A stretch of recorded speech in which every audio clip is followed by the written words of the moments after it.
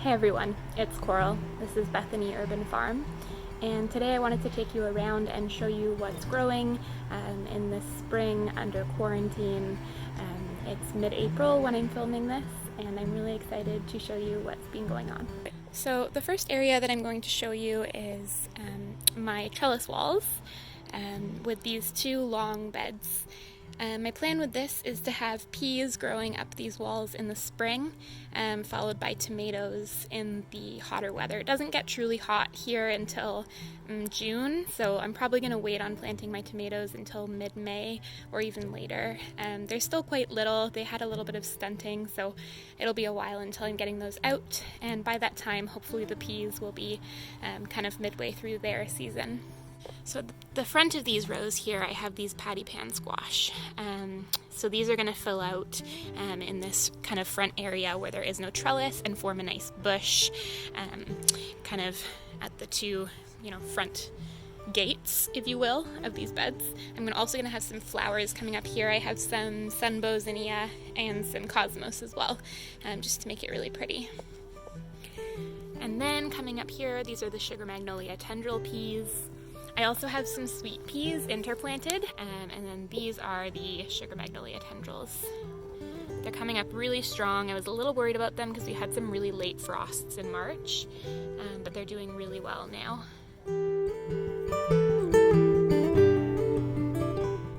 And then I've marked out as well where I'm going to put my tomatoes once they're ready to put out. So I have my Paul Robeson, and then here I have Dr. Witchy's. And then I'm actually planning on putting a Kajari melon on this wall because this gets the most sun out of the whole area. And originally I was going to have the Kajari melons over on the house, but the house is mostly shaded, obviously, from the house itself. So I was thinking to put it in a more sunny location. Planning on planting the blueberries cherry tomato here. So I have blueberries, Paul Robeson, Dr. Witchy's, and a Kajari melon. Here's some arugula going to flower. I always let this flower for the bees mostly. So this is my herb bed. So I have cilantro, and this is my salvia. This is the lemon-scented bergamot, Monarda citriodora.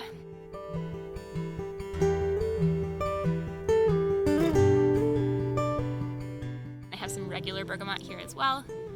I'm really excited to use this in salads as well as teas.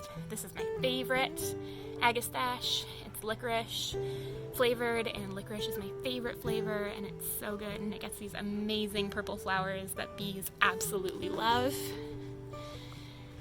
And then here we have chamomile, and then these are much bigger because I picked them up from the store as starts. I just didn't get around to planting dill seeds, so it's fern leaf dill.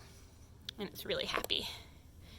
Oh yeah, so good. And then I got really bored and painted these signs. And I'm not actually sure what I'm going to use this bed for yet.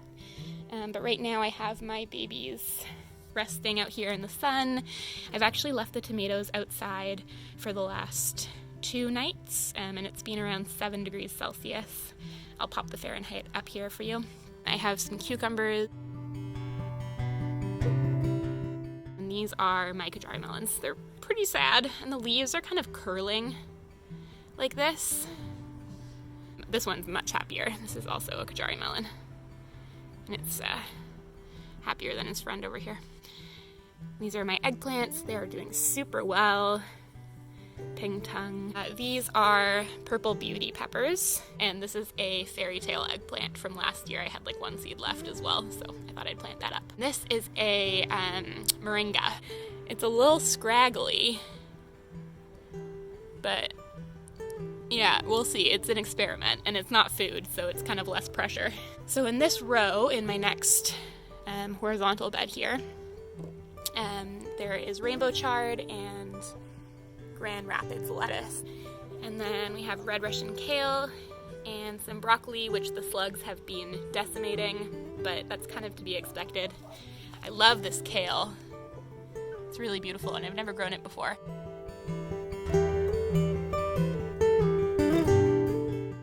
And this one has yodfa broccoli, Shanghai green bok choy, sweet Spanish onion. Okay, so in this cold frame, I have beets that are germinating.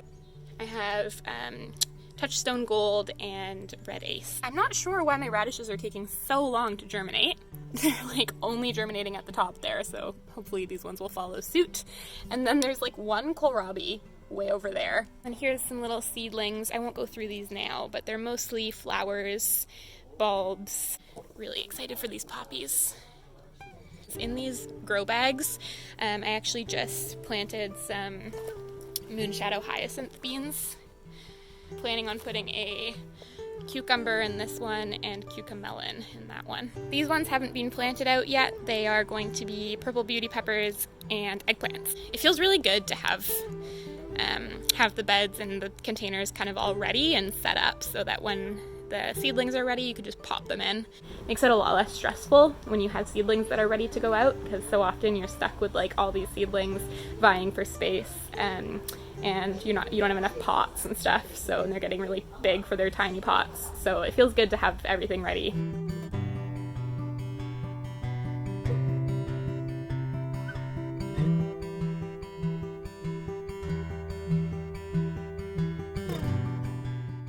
One more thing that I wanted to show you in this vlog, because I'll probably put the rest of the garden, like all the perennials and stuff, in a different video because it's just going to get too long otherwise. But I wanted to show you these azaleas because I rescued them from the house that was getting torn down across the alleyway last spring, and they had already finished flowering, so I never got to see them flower.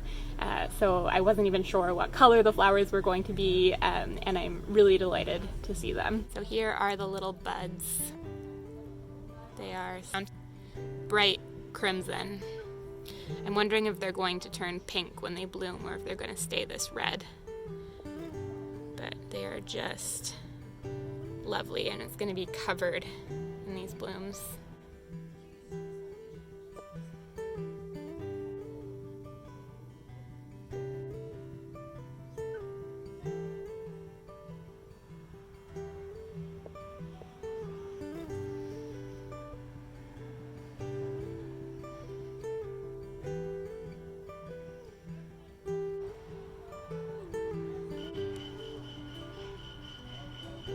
Hear that? That's the 7 o'clock pot banging.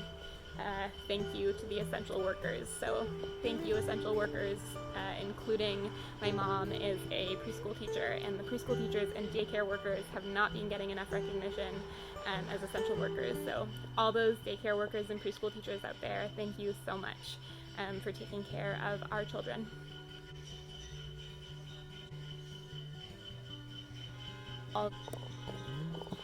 It's a little hard to sign off right now with all of the lovely noise. But thank you for being here with me. Thanks for watching. Bye.